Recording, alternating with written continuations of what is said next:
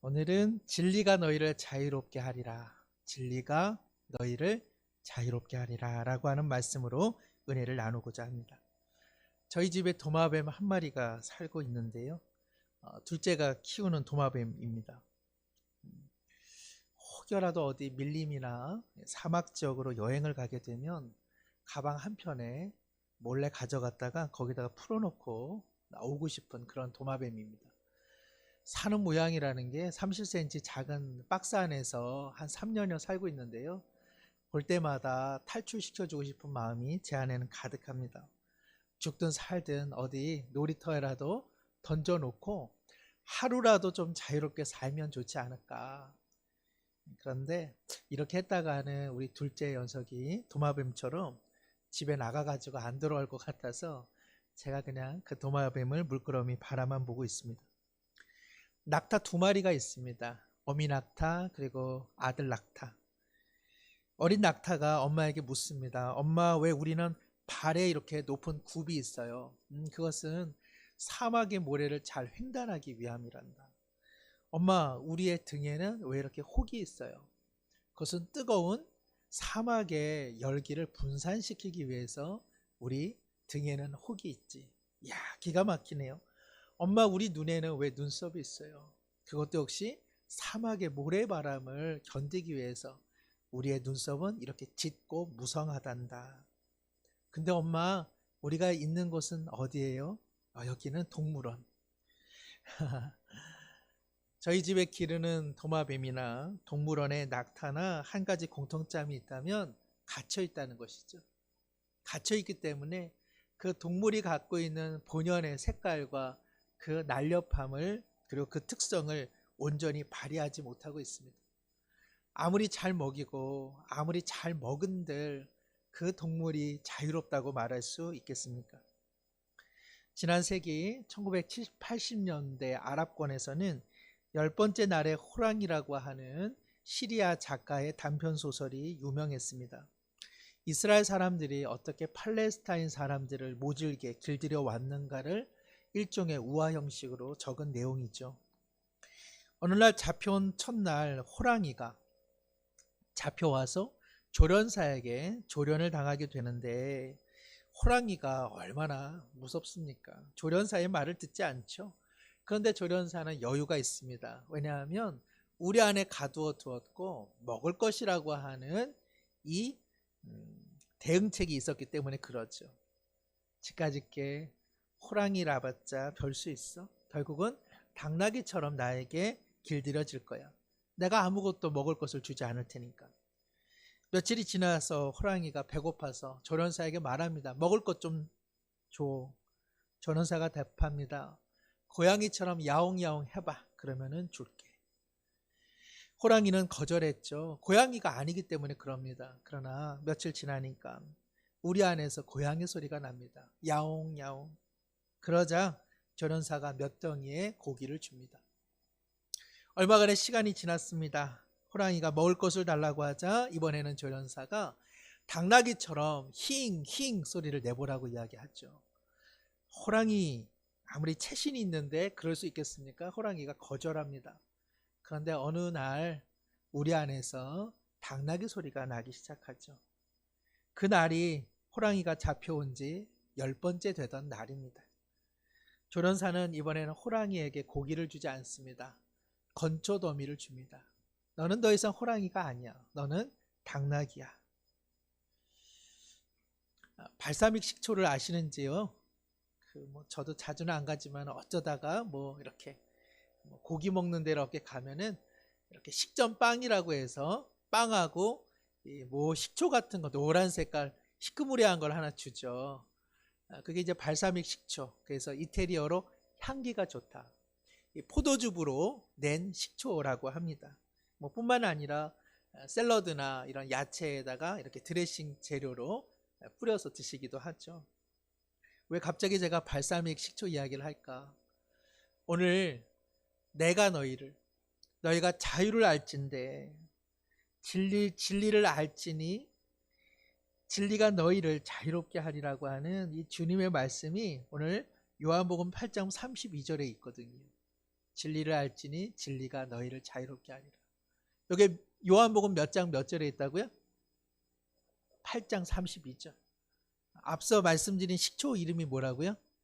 발사믹. 8장 32절 하고 발사믹하고 비슷해요. 그래서 발사믹 식초를 생각할 때마다 요한복음 발사믹 식초 8장 32절 아셨죠? 이만큼 중요하다는 겁니다. 명절에 기름진 음식도 좀 드시다가 아내분들 그만 괴롭히시고 그냥 발사믹 식초에다가 좀 빵도 찍어서 좀 드시면서 요한복음 8장 32절 진리를 알지니 진리가 어떻게 한다고요? 너희를 자유롭게 하리라. 진정 자유자가 되는 은혜가 우리 명절 기간 가운데 있기를 소망합니다. 기독교인은요 자유자입니다. 기독교인은요 자유한 사람이에요. 예수님은 우리 가운데 생명, 기쁨 그리고 자유의 은혜를 주시는 분이십니다. 어떤 사람이 신앙생활을 하는데 늘 경직되어 있고 늘 딱딱하고 늘 불안해하는 모습, 무표정한 모습, 이것은 진정한 자유인의 모습이라고 하기는 좀 어려울 것입니다. 예수님께서 이 땅에 오셔서 내가 이제 하나님의 일을 한다고 하는 공적인 선포를 할 때에 그 첫 말씀이 누가복음 4장에 기록되어 있죠. 회당에서 이렇게 말씀하셨습니다. 주의 성령이 내게 임하셨으니 이는 가난한 자에게 복음을 전하게 하시려고 내게 기름을 부으시고 나를 보내사, 함께 읽을까요? 포로된 자에게 자유를, 눈먼 자에게 다시 보게 함을 전파하며 눌린 자를 자유롭게 하시고 주의 은혜의 해를 전파하게 하려 하심이라. 예수님께서 내가 이제 하나님의 일을 할진데 하나님의 일은 바로 자유와 은혜를 증거하는 것이다.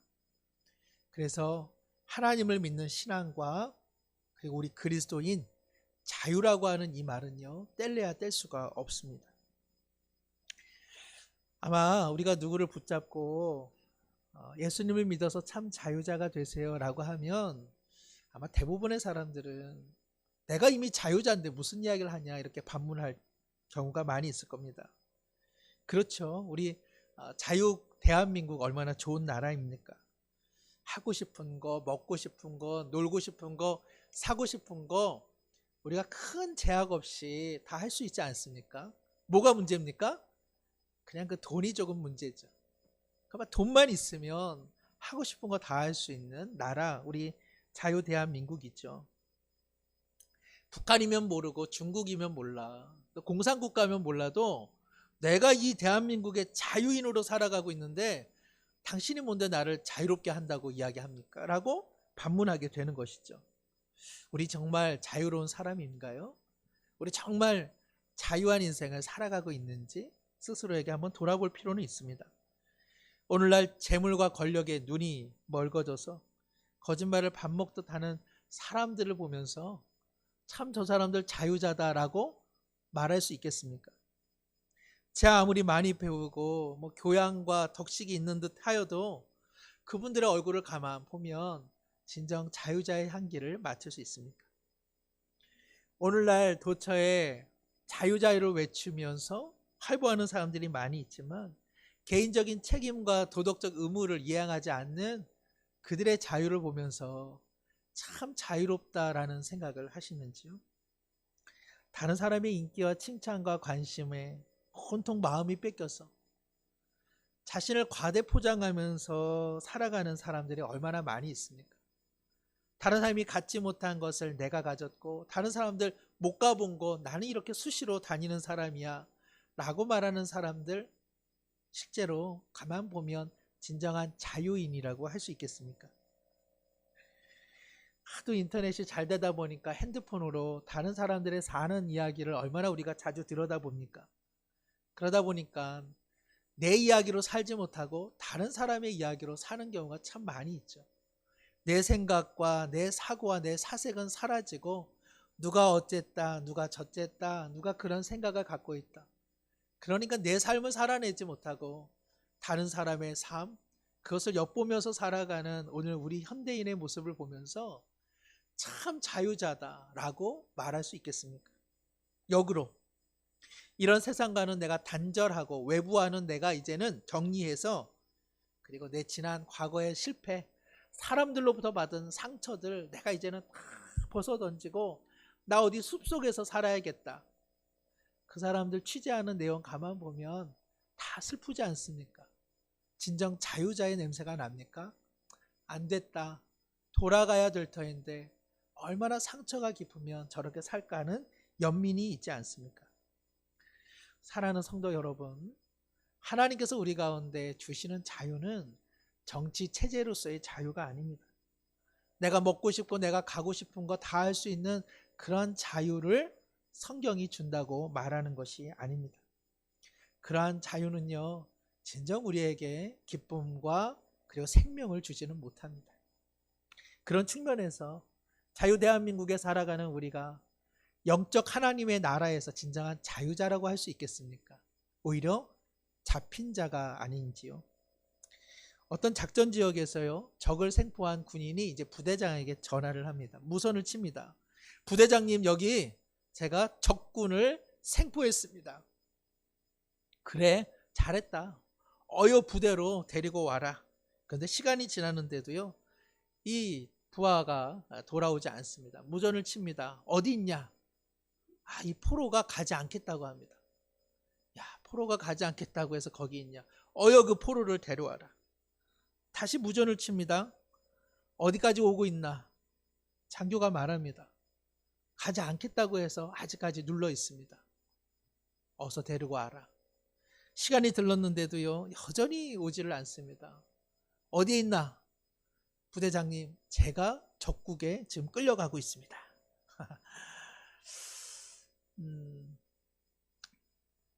저만 해도 제 자신을 바라보면 주님을 믿으면서도 나는 자유한 인생인가? 참 자유하지 못하다는 생각을 많이 합니다. 그래서 주님을 믿고 진리로 말미암아서 참 자유한 인생이 되고 싶은데 세상에 얽매이면서 살아간다. 오늘 제가 앞서 드렸던 예화처럼 정말 세상이 저를 포로 삼을 때 분연히 말씀의 칼로 끊고 하나님 나라로 더 향하고 진군하고 싶은데 가만 보면 제 자신도 세상의 욕망에 이끌려서 적국인 세상으로 자꾸만 끌려가고 있는 것 아닌가. 요즘에 함께 매일 성경 잘 묵상하고 계시는지요? 매일 성경 말씀을 묵상하면서 야, 이거 정말 세상의 포로로 살아가지 말아야지, 그 다짐을 하면서 어쨌든 진리 안에서 살아가고자 하는 몸부림을 우리 모두 하고 있으리라, 이렇게 생각이 듭니다. 사랑하는 성도 여러분, 우리는 하나님의 나라를 향해서 진군하고 있습니까? 아니면 어느새 세상의 포로가 되어서 실제로는 자유민이 아닌데도 자유자로 착각하면서 오히려 적국을 향해 끌려가고 있지는 않습니까? 오늘 주님께서 우리에게 무전을 친다면 어떻게 대답하시겠습니까? 야, 어디만큼 왔냐? 하나님 나라에 거반다 왔지? 아니요. 하나님, 세상이 저를 놓아주지 않고요, 지금 세상에 지금 끌려가고 있습니다. 예수님께서 진리가 너희를 자유케 하리라, 이 말씀을 했을 때 아마 오늘 많은 사람들이 이것을 귀등으로도 듣지 않을 텐데, 안타깝게도 예수님께서 이 말씀을 하실 때 유대인들도 그러했습니다. 유대인들에게 요한복음 8장 32절의 말씀을 증언했을 때에 유대인들이 어떻게 반응했을까? 오늘 33절을 보니까는요, 그들이 대답하되 우리가 아브라함의 자손이라 남의 종이 된 적이 없거늘 어찌하여 우리가 자유롭게 되리라 하느냐. 너희는 진리로 말미암아 자유하게 되어야 한다. 이 말씀에 유대인들이 어떠한 반응을 보였다는 것입니까? 우리는 아브라함의 자손이야. 한 번도 누구의 종이 된 적이 없거늘 왜 우리를 자유롭게 하느냐라고 반문하고 있습니다. 그도 그럴 것이 유대인은 자부심이 있었습니다. 여기 아브라함의 자손이라고 하는 것은 비록 우리가 로마 치하의 속국으로 전락해 있지만 우리의 정신, 우리의 영, 그리고 우리의 민족의 주체성은 아브라함에게 있다. 즉 하나님의 택한 백성으로의 선민이라고 하는 그 민족의 자부심을 우리는 한 번도 놓친 적이 없다. 그러니 우리는 여전히 자유인이다 라고 당당하게 말하고 있는 것이죠. 이들의 이러한 모습을 우리가 비난할 수 없습니다. 로마 치하 속에서도 신앙을 지키고 믿음을 지키려고 하는 그 유대인들, 우리 예수님께서 잘한다, 이 어두운 세상 가운데 너희들 참 잘하고 있다, 이렇게 칭찬해 주셔야 되지 않겠습니까? 그런데 오늘 예수님께서 그렇게 말씀 안 하시죠. 34절에 예수께서 대답하시되 진실로 진실로 너희에게 이르노니 죄를 범하는 자마다 죄의 종이라.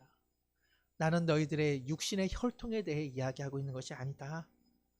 죄를 범하는 자, 세상에 이끌려 살아가는 자는 다 자유자가 아니라 세상의 종노릇하는 자들이다 말씀하십니다. 그러면서 37절에 나도 너희가 아브라함의 자손인 줄 아노라. 그러나 내 말이 너희 안에 있을 곳이 없으므로 나를 죽이려 하는도다.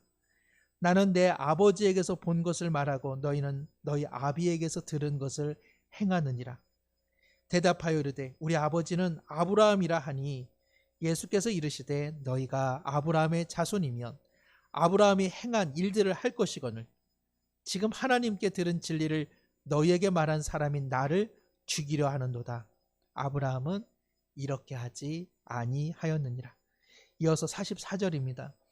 너희는 너희 아비의 마귀에게서 났으니 너희 아비의 욕심대로 너희도 행하고자 하느니라. 아멘. 예수님께서 신랄한 말씀을 하고 계시죠. 아브라함의 자손이라고 하는 혈통, 민족성에 너희가 취하여 너희가 자유민으로 착각하고 있느냐. 세상의 죄, 세상의 아비, 마귀의 욕심을 따라 살아가는 너희는 진실로 영적 아브라함의 자녀가 되지 못한다. 너희가 진실로 아브라함의 자녀라면 아브라함이 그토록 신뢰하던 하나님을 의지하였을 터요, 하나님의 아들인 나의 말을 너희들의 마음 가운데 깊이 새겼을지언정, 그러나 너희들은 실로 영적 아브라함의 자녀가 아니기에 세상의 욕심, 마귀를 숭배하기에 오히려 나를 죽이려 한다라고 말씀하고 있는 것이죠. 사랑하는 성도 여러분, 진실한 자유자는 누구입니까? 영적 아브라함의 진정한 자녀는 누구입니까? 오늘 예수님께서는 누가 정말 진정한 아브라함의 자녀이며 성경에서 말하는 진정 자유자의 모습이 무엇인지를 아브라함을 통해서 지금 말씀해 주십니다. 39절 말씀 다시 한번 함께 읽어볼까요? 대답하여 이르되 우리 아버지는 아브라함이라 하니 예수께서 이르시되 너희가 아브라함의 자손이면 아브라함이 행한 일들을 할 것이거늘. 예수님께서 이 말씀에서 진정한 자유자의 모델로 아브라함을 지금 언급하고 있습니다. 왜 예수님께서 아브라함을 언급하셨을까? 우리는 그저 아브라함 하면 믿음의 조상, 믿음, 이거 하나만 지금 기억하고 있는데 예수님께서는 아브라함을 자유민으로 지금 언급하고 계십니다. 어떤 면에서 그럴까? 제가 4가지 정도를 간단하게 말씀드리죠. 아브라함을 통해서 드러나는 진정한 신앙의 자유인의 모습은 무엇일까? 첫 번째는 하나님께서 아브라함을 부르셨을 때 그는 세상의 우상을 박차고 하나님의 부름에 용기 있게 응답한, 즉 우상의 자리를 떠난 용기자였습니다. 그것이 바로 아브라함 가운데 있는 진정한 자유의 모습이었죠. 둘째, 아브라함의 조카 이 롯이 세상을 바라보면서 더 좋은 곳으로 먼저 선택해서 이 아브라함의 곁을 떠나게 됩니다. 조카 롯이 그렇게 떠나는 모습을 호련히 바라보는 아브라함의 마음에는 깊은 상실감이 있었죠. 그럼에도 불구하고 조카 롯이 다른 사람들로 인해서 위기에 처했을 때 아브라함은 자신의 목숨을 걸고 그 조카 롯을 찾아가는 그런 사랑의 용단을 펼쳤습니다. 즉 사랑의 마음, 이것이 진정 신앙 안에서 자유민의 모습이라 할 수 있습니다. 세 번째는 외부인을 경계하는 낯선 세상 속에서 아브라함이 장막에 잠시 쉼을 갖고 있을 때 3명의 낯선 사람이 그에게 찾아옵니다. 훗날에는 이 3 사람은 천사이지만 아브라함은 그것을 알지 못했음에도 불구하고 그들을 따뜻하게 환대했습니다. 그리고 잠시 머물러서 이곳에서 맛있는 음식을 드시고 상쾌한 마음으로 길을 떠나라고 하는 환대와 포용의 마음을 보여주었습니다. 네 번째, 아브라함은 무엇보다도 자신의 가장 소중한 아들 이삭을 하나님께서 요구했을 때 그 이삭을 하나님 앞에 올려드리는 자기 포기의 마음을 갖고 있었습니다. 즉, 우상을 떠나는 용기, 그리고 사랑의 마음, 낯선 일을 받아들이는 포용의 마음, 그리고 자기 포기의 마음. 오늘 예수님께서 우리 가운데 진리를 통해 주시는 자유란 바로 이런 것입니다.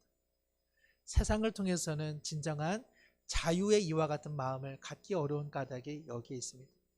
예수님께서 오늘 우리 가운데에 신앙을 선택할 수 있는 자유가 자유의 전부가 아니라고 말씀하는 것이죠.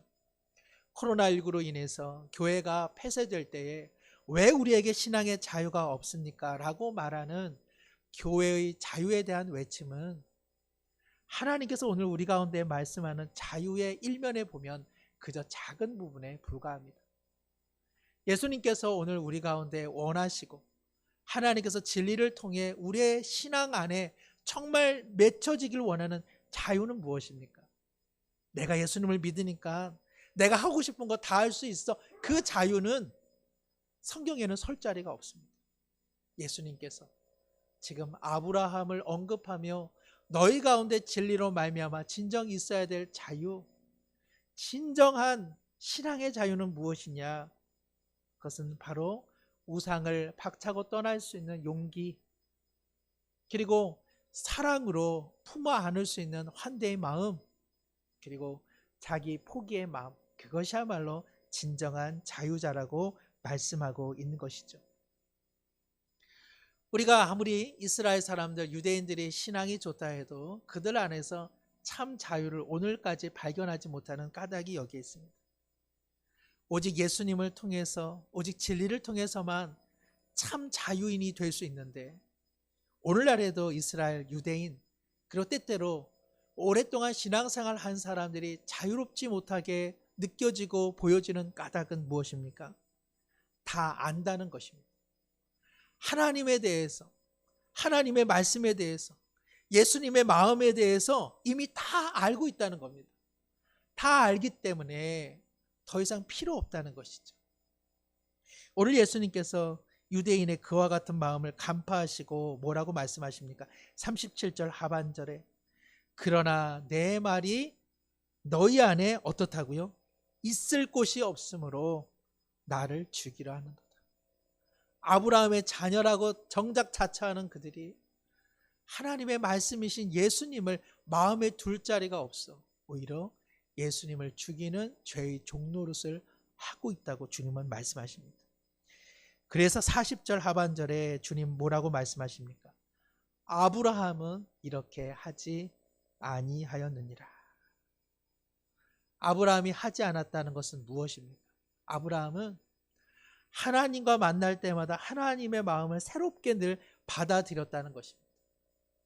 떠나라고 할 때 그 떠남의 말씀을 자기 안에 받아들였고, 그리고 조카 롯이 떠났을 때에 그 조카 롯을 구하라고 하는 사랑의 말씀이 그에게 다가올 때 그 말씀을 그 심령에 담아두었다는 것이죠. 나그네가 자기의 가정 가운데 유숙하려 왔을 때 그들을 기꺼이 맞아들이는 환대의 마음을 그는 품었다는 것이요. 하나님께서 자기의 사랑하는 독자 이삭을 요청할 때에도 그 하나님의 말씀을 자기 안에 담아두는 여백이 있었다는 것입니다. 주님의 말씀, 주님의 진리를 내 속에 담아두는 자야말로 진정한 신앙의 자윤이라고 할 수 있습니다. 내가 무수한 종교 중에 나는 오늘 기독교를 선택했고 나는 어떠한 상황 속에서도 교회를 다닐 수 있어. 그 정도의 자유가 성경이 말하는 자유가 아니라는 것입니다. 이런 측면에서 보면 우리는 진정 신앙의 자유인입니다. 우리는 진정 진리를 알지니 진리로 말미암아 참 자유한 인생을 살아가고 있습니다. 어떤 분이 그런 이야기를 합니다. 가장 무서운 그리스도인은 자기 믿음에 꽉 찬 그리스도인이다. 저는 이 말에 참 동감합니다. 그래서 종교가 무섭죠.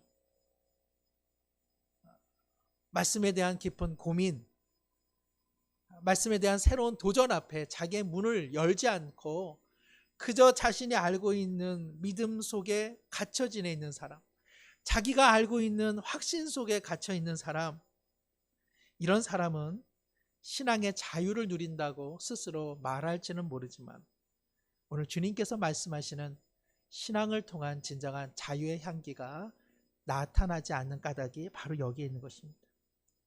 우리 하나님께서는 우리가 종교인이 되기를 원하지 않습니다. 하나님께서는 우리가 경직된 신앙인이 되기를 정말 원하지 않습니다. 정말 주님은 우리가 진리로 말미암아 자유한 사람이 되기를 원하고 계시는 것이죠. 어떻게 그러면 가능할까?